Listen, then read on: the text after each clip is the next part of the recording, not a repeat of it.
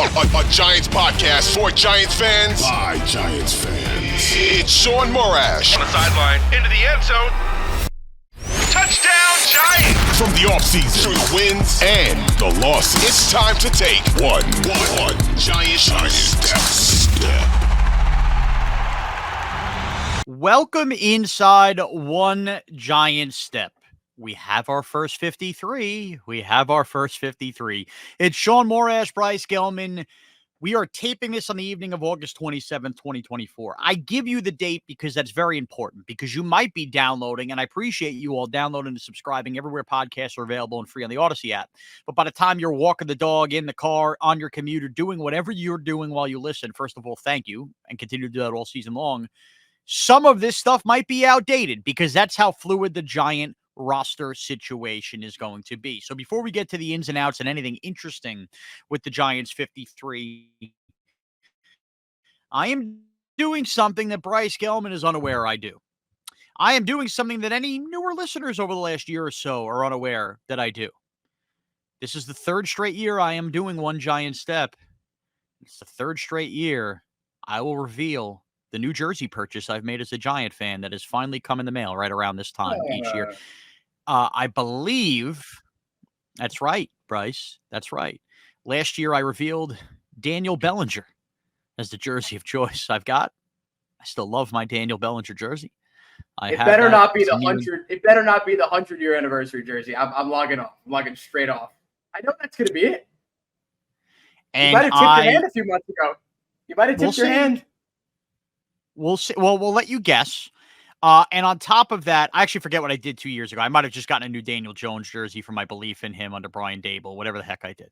And I know somewhere along the line, I got a James Bradbury jersey on his last year of his deal. So that might have been, so I might have been doing this a long time. Okay. So without history. So Bryce, you want to take any guesses here on our 53-man roster? What jersey made the cut for this year in the Morash house? I think it's the 100-year anniversary. The one with the, if you missed it, it's the blue, the red in the middle, the blue on the bottom. Well, let me just say this. If there's any Giant fan listening to One Giant Step that missed the 100-year anniversary, I just want to throw it out there. If you missed it, it was extremely ugly. It got a lot of hate when it came out, so you probably did see it. And I think it's Neighbors 100-year anniversary jersey. I'm just going to go with it. I will just tell you, it's definitely not Neighbors because we don't even know what freaking number the guy's going to wear. Yeah, good point. But anyway, here it is. Fanatics, not a sponsor, but I'll give him the pop. Let's see what old Uncle Shawnee got in the mail today here, Bryce. By the way, imagine it's something else completely interesting that my wife ordered and that's nothing to do with the jersey. That would ruin the bit. Okay. Oh, is that two? Oh, look who's right on one thing. All right, I'll take it. I'm counting. I got two. I'm sorry, I got three jerseys. I got. Are they all the 100-year anniversary? They are. So just to show you how these look, I'm going to open one up. I got two jerseys for my kids because they need an update. You know why my kids needed new jerseys, Bryce? So you want them to get bullied at school if they wear them to school? No. Ugly ass jerseys. No. My oldest daughter Taylor has a Lawrence Taylor jersey, which is fine. It fits. My youngest daughter, Saquon jersey. So that wasn't going to fly this year. So I got them matching 100-year anniversary jerseys. You ready for this? This is how the kid jerseys look. Okay. All right. Nice. All right. Little Kayvon Thibodeau's for those listening on the audio. Of course, we're doing this visually on YouTube as well. So my kids got Kayvon Thibodeau Century Red jerseys. Now, I did too get a Century Red jersey, as Bryce pointed out. By the way, we got a lot of gift cards here. Fanatics hooking it up. Let me amend it. I'm going to amend it. All right. It's Andrew Thomas. Andrew Thomas. Does this look like a 76? Does it? It does. Huh? It does. From that? No, it doesn't. It does not from that angle. I can't tell. It doesn't? Well, I'm going to do the rest of the show in my Century Red jersey, okay? Here we go. Without further ado, my jersey purchase for this 2024 New York Giants campaign. Dexter Lawrence. Love it. Century Red. And I got to be honest with you. For any of you considering a purchase, hold on. These look better in person than they do maybe in how you're seeing it. They kind of look sharp. So, Bryce, talk for a second as I put this on because I got to take my headphones out, okay? Yeah. Please put this jersey on ASAP. So we don't want to see you in the tank top. I think it's a good option. I think it was either put it on. Thomas or Let Dex. me put it on. Those are the two options after I said Neighbors. Idiotic considering the fact that he doesn't have a number. There it is, buddy. I love it. I actually do like it. I gotta say. I'm not blowing smoke up your ass. I actually do like it. It does. I like it too. All right.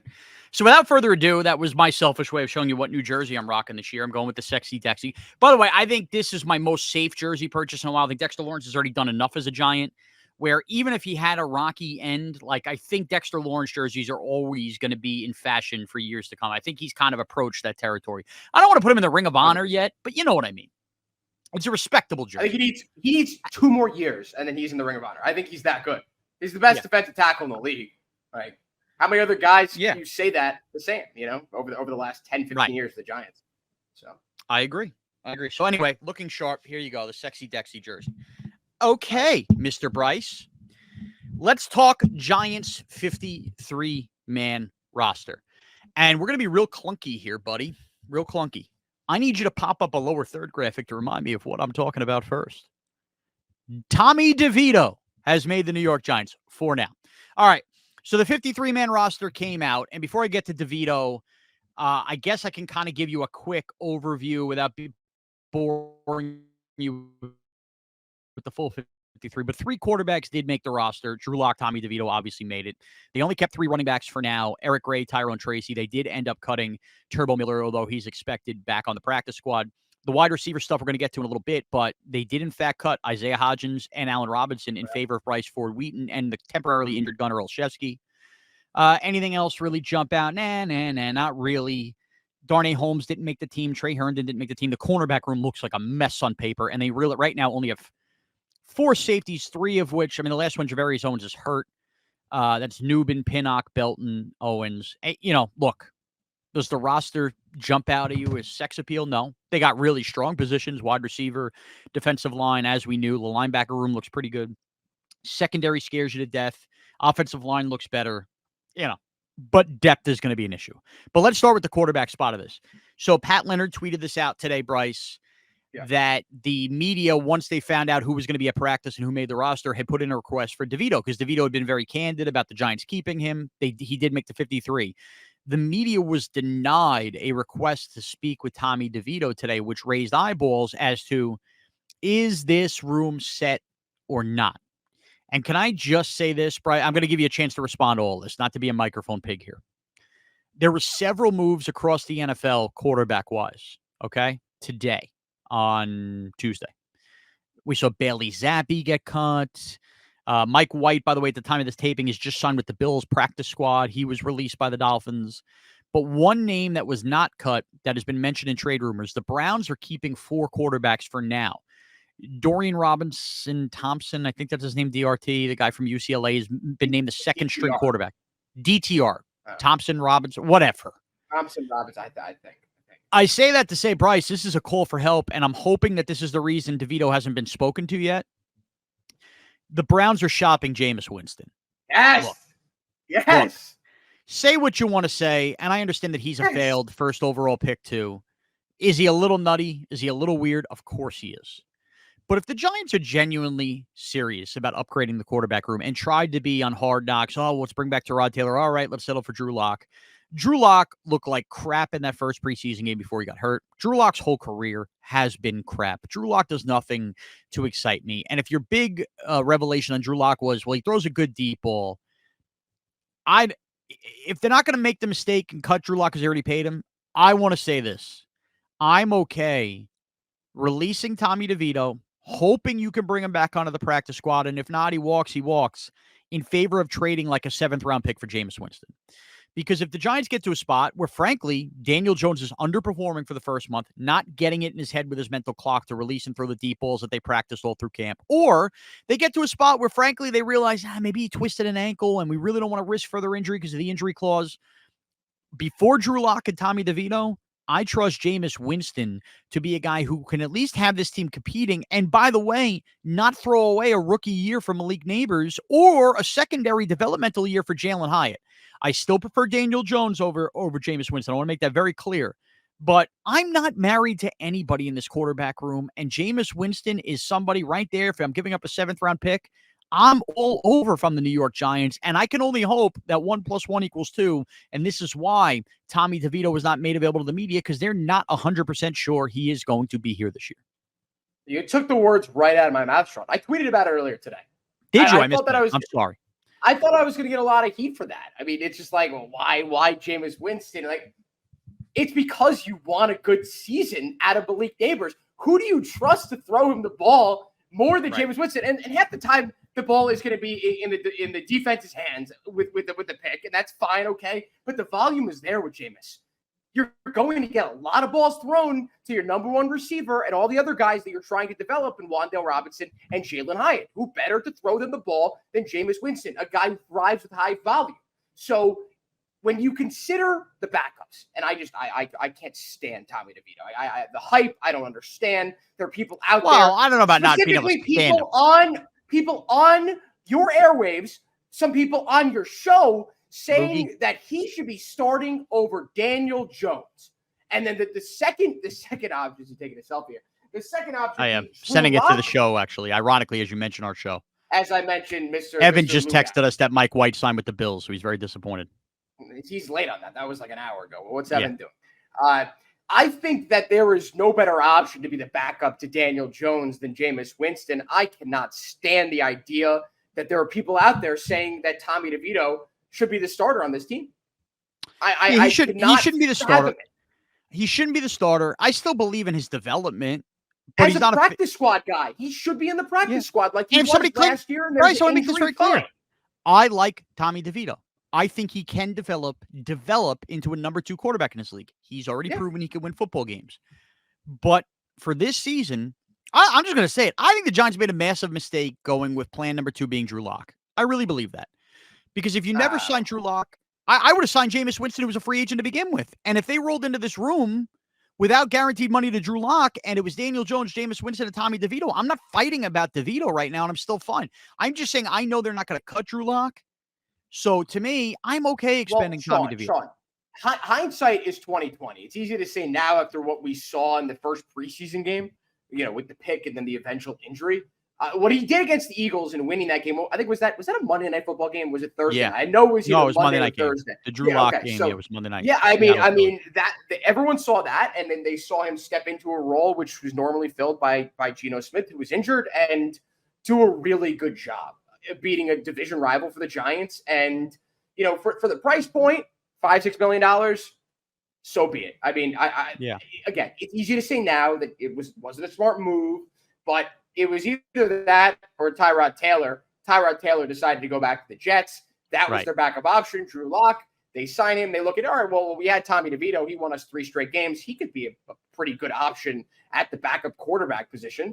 But let's bring in Drew Lock. Let's pretend that this is going to be he's going to be playing for this starting role, which obviously, didn't come to fruition and never was given a chance to. But I think that Joe Schoen did his due diligence. He got one of the best backup quarterbacks on the market, and that's all you can ask for him. But now he's got to do his due diligence when it comes to Jameis Winston and getting a guy who can actually help this team develop. Yeah. You put Drew Lock under center, he's turning the ball over, once every 4 drives. Exactly. You're back in square one. Does nothing for me. Jameis Winston would excite me on a Sunday with the receivers the Giants have. Now, you'd live with some terrible mistakes. I mean, there's a reason he's not the Browns' backup either. I'm not telling you it's a perfect solution, but he's definitely better than Drew Lock. Okay. Yeah. With that, let's pivot to the cornerback room. And this is so interesting to me because I'm not going to pretend to remember every single cutdown day. There are some of them that stick out more to others. It's a very nerdy thing to care about with Giants football. But I can't remember, and this goes back to probably their draft philosophy, a room like this where the Giants have so many glaring holes, or really one and a half glaring holes, like the cornerback room. and yet release two players that I expect to be playing football somewhere else this year. And there's a reason for that. Okay. So the Giants cornerback room that they're carrying, obviously Deontay Banks, the first round pick from a year ago that you hope is a number 1 and not a number 2 corner. Cordell Flott, who, I mean, I don't have any high hopes for, but he participated as the second corner for a long time, got hurt. I actually like the flexibility of Nick McLeod. I think he's like a Bush Light version of Julian Love. But no, I mean, like, he could play safety, he could play corner, he could tackle. Not well. No, look, he's not a big time receiver. He got cooked the other day. I understand that. Getting cooked. My point is, if Nick McLeod's on your roster as your number 4 corner / number 3 safety, that's not a bad depth player to have. The problem is relying on him to be your number 2 corner. I'm serious, though. Nick McLeod is a good depth player on a team. He's not your number 2 corner. That's all I'm saying. He's a good practice squad player. I actually think he's better than practice squad. He's good in run support. No, but he's not. You're missing a point. You need depth guys. You need depth guys like Nick McLeod. You just don't need those guys being your starting number 2 corner to start the year. Trey Hawkins, I pray and hope that the 6th round pick who started a year ago, I don't really give up on him, but get serious. I mean, you can't count on him right now.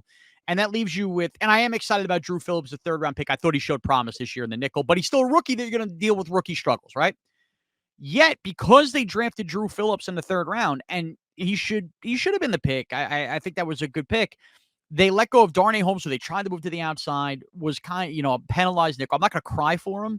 He will find a job in this league. And also they signed Trey Herndon, who they now had to waive because there's no place for him to play if Drew Phillips is playing because he's not an outside corner. The Giants basically drafting a nickel corner in the 3rd round and then coming to camp with depth at nickel corner and not the other cornerback spots was such a massive mistake. And now they find themselves in this. I sat all day, Bryce, on Tuesday, all day looking at every cut that came through, all the big names, whether Schefter tweeted them or Rappaport tweeted them, on and on and on. Is there any one of these corners that jumps out where a team actually had too much depth? And what you end up realizing is if you're any good at corner, semi-good at corner, teams aren't letting you go because they're so hard to find. The one name that I guess everybody seemed to like was Caleb Fairley, the 1st round pick of the Titans just 2 years ago. There's a reason he failed. Now, people are going to connect those dots because who was his defensive coordinator when they drafted him? Shane Bowen with the New York Giants. So now he's going to have a $2.5 million cap hit. So I don't think the Giants are going to claim a failed 1st round pick like that for $2.5 million. If he goes through waivers, can they then sign him to the active roster for a cheaper deal? I suppose. But my biggest disheartening part from cutdown day, Bryce, the cornerback room and cornerback 2, if Flott / McLeod are absolute trash bags, the Giants are in trouble because nobody shook free, and clearly they don't plan on signing a Xavier Howard or an Adoree Jackson back to figure this out. What other option do they have, Shaun? When you look at the cornerback depth chart, it is nothing short of a disaster.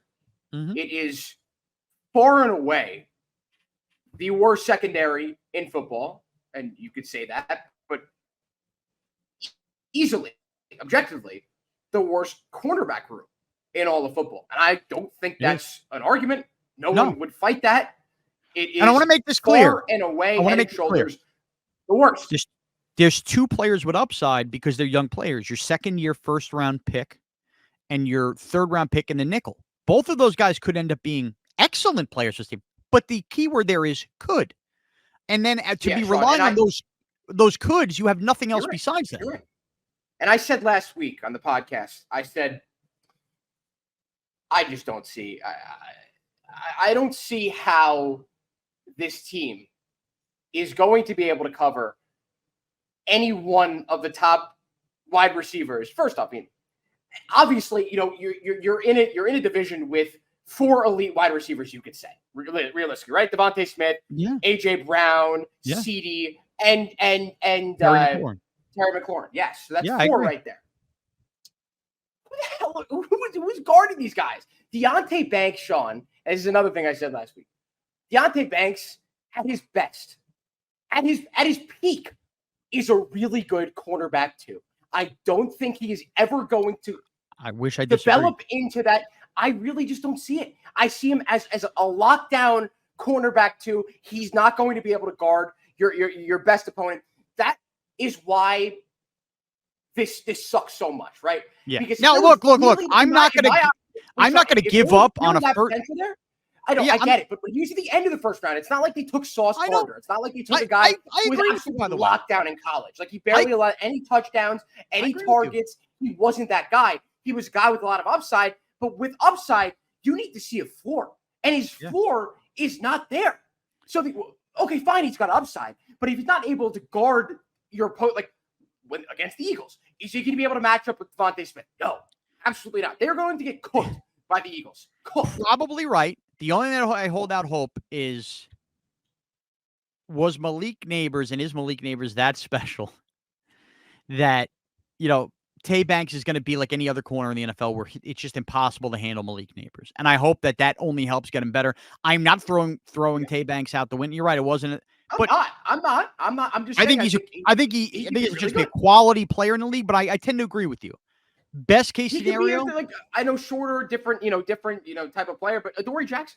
Right. Exactly. At his best was a really good quarterback too. You need more. And I don't know where it's coming. So I think the cornerback room for me, Bryce, look, when I look up and down the roster, I'm actually encouraged by the offensive line and even the depth there. I am. That still has to come together, and we have questions there. But I think really what I've settled on, Bryce, what sours me the most about the 2024 Giants is the cornerback room, because you need to cover to be able to compete. So we're going to do this next week, our official record predictions.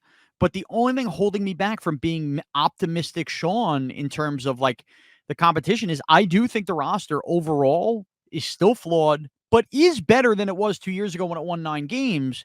The problem is their big hole, this cornerback room. I haven't officially looked at every single roster and every single room, but I would have to imagine the Giant cornerback room might be the worst position group in the NFC of any team. Think about that. You could be right. You really could. I know you compared it to 2 years ago. They actually had a decent secondary. They were, able. No, I meant the team. Cover. I meant 1 through 53. No, I understand. I like the roster better, but the cornerback room was much better. Listen, and you need corners to compete. They're certainly deeper in the areas that matter most on a football team: your offensive and your defensive lines. How many times have we discussed the importance of building in the trenches? They did that. Right. They just did not address the secondary. They did with 2 draft picks. Those guys are not going to even do a serviceable job trying to stop some of the best receivers in the league. It is going to become a major problem. The Giants are going to be extremely susceptible to the deep ball, the routes over the middle of the field, crossing routes, whatever it may be. These guys need to show at least some progress over the course of the season, because if they don't, Shaun, this team could be a 4 or 5 win team. And I don't want to go that low. I don't think it's that low. Yeah, I don't think so either. Now, can I leave you with this? Can I leave you with an optimistic nugget? What? You actually did mention 2 years ago, the cornerback room was better. We forget one thing. The Giants' number 2 corner was not on the roster at final cutdown day. He got signed that week.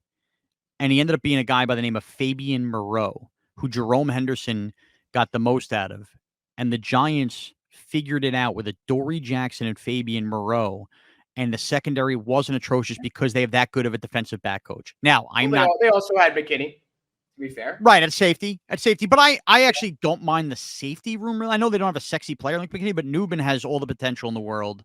I don't hate the potential. We're talking about potential here. I agree. But I like Pinnock and I like Belton. The problem is they don't have an all-world studded safety, but I don't think those top 3, they're not bad. They're not bad players. There's a potential at the number 2 corner is an extremely bad player.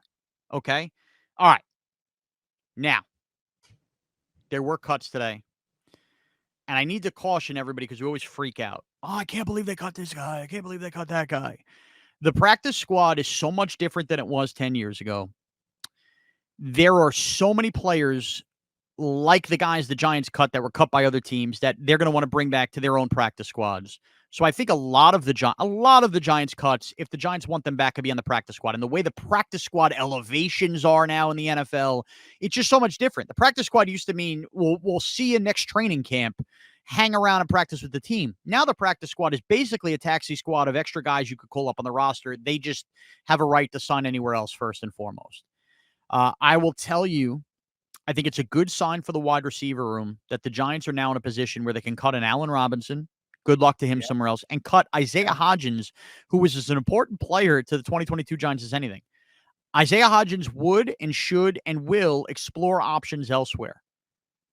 I think there's a chance Isaiah Hodgins does end up back on the Giants practice squad. And if they suffer an injury at all to those top 4, he would be elevated immediately. So I'm just going to put it right there. If Isaiah Hodgins wants a spot back, it wouldn't shock me at all if he ends up back with the Giants. But above all of these guys, Bryce, the one guy I really thought it stunk to see cut, but I believe will score a touchdown for the 2024 New York Giants, at least one this year, is Dante Turbo Miller. Okay, the running back, South Carolina to Columbia, good story, great speed. They kept 3 running backs for now. Think about it. Every camp has a Dante Miller. I don't think he's going to go latch on somewhere else. I think he's going to end up on the Giants practice squad, and I think inevitably he is going to develop into a player, whether that means punt return, kick return, something like that down the line, or the running back room. I think that we haven't seen the end of Turbo Miller, and I think this was the Giants' plan all along. They assume they're going to get him back on the practice squad. Yeah, I don't want to be this guy, but if there was anyone who was like really licking his chops when Tyrone Tracy got carted up, it was him. You're right. Miller. He was sitting in the corner. He doesn't want to see a guy hurt, but he had to have been thinking, yes, exactly. I'm going to make this team. He was like, let's go. We got it. And then he runs back for the team meeting. Listen, it sucks. There's only 53 guys that you could take. There are a lot of good stories. You see it in Hard Knocks every year with they try to highlight 1 or 2 guys or maybe even more of people who, have got a great story, who've got great personality, who look like they bring the vibes. But ultimately, they're just not good enough, and they get cut. And Miller is just one of those sacrifices at the end of the day, Shaun. So I agree, though. Like, who else is going to be picking him up? He'll be back on the practice squad, and hopefully will be on the Giants at some point this year. Hopefully there's no injuries. There's no crazy injuries to Motor Singletary, to Tyrone Tracy again, or Eric Ray. But just you hope that he gets a chance at some point to prove himself. There were 2 other guys that made the team that I think people question, well, how could they make the team over, like, insert a name here? One of them is Carter Coughlin, who is still held over from the Joe Judge regime. Really good special teamer, still makes that inside linebacker room. Spot could have gone to Jakob Johnson, who might be back, the fullback. And the other guy is Bryce Ford Wheaton, last year an undrafted free agent who tore his ACL in camp. And is a wide receiver on this team. And the fact that they didn't keep Isaiah Hodgins over a Bryce Ford Wheaton or Allen Robinson over a Bryce Ford Wheaton, and Bryce Ford Wheaton didn't necessarily flash offensively, I think people need to be reminded of something, because I get it, man. Preseason, and I have been a preseason proponent and a fan of it. Like, I look at it as reality TV for a long time. Every year it goes by, becomes less watchable. But the one thing, if you kind of tuned in and out of the preseason, you have to remember, special teams in the NFL matter again. The way they have designed this kickoff rule, it matters again. You need guys not just to stand there and think there's going to be a touchback. There is going to be action seemingly on every single kickoff this year.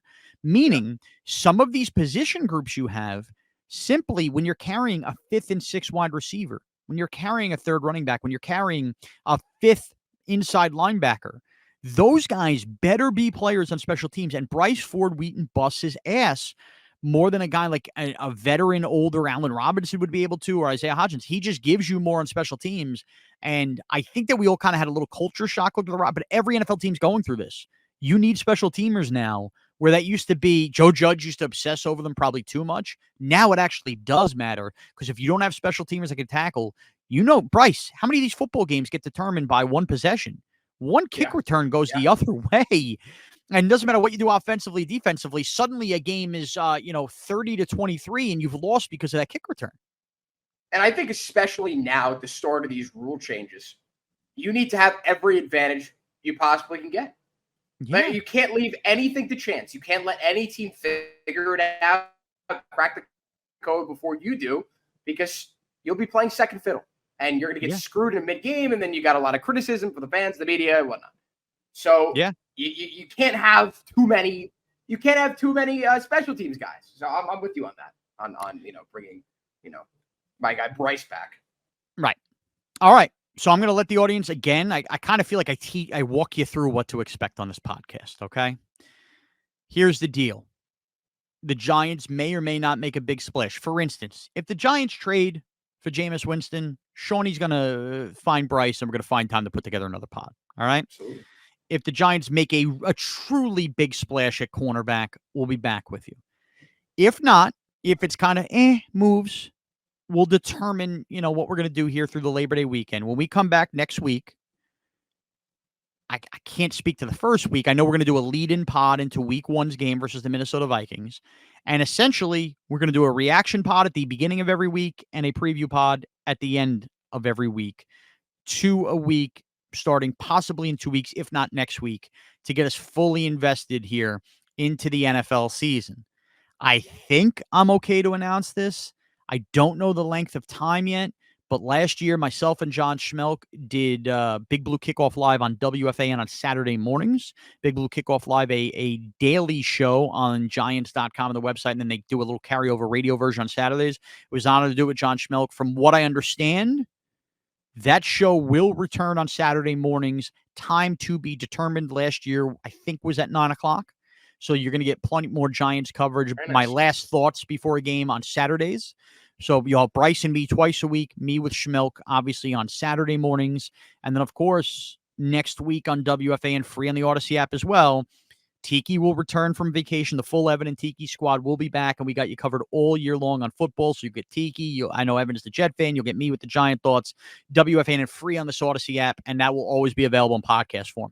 So you'll get plenty of my thoughts. Bryce twice a week with me, his thoughts, giving you a little younger fan perspective, and we will ride this freaking 2024 Giants season out, whether it's a surprise season like 2 years ago or whether they are hitting an iceberg like the Titanic. Whatever it is, you'll get our thoughts every single week. So please download and subscribe to One Giant Step everywhere. Podcasts are available free on the Odyssey app.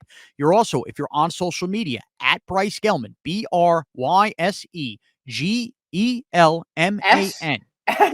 I'm sorry. BryceGelman. BryceGelman. That's Bryce Gelman's Twitter. I am at Shaun Morash. Oh, I'm sorry, Morash. I just said my name wrong, and I called myself Morash. Shaun Morash. Terrific. ShaunMorash. Both of those haters Twitter are gonna handles, love that. Right. Both of those Twitter handles. Better hope that's not clipped. I hope not. You will find clips throughout the week. We'll update when the pods drop on those handles as well. That's where we're going to have you covered here on One Giant Step. So thank you all for downloading, subscribing, and keep it locked here. And thank you for taking one giant step with us.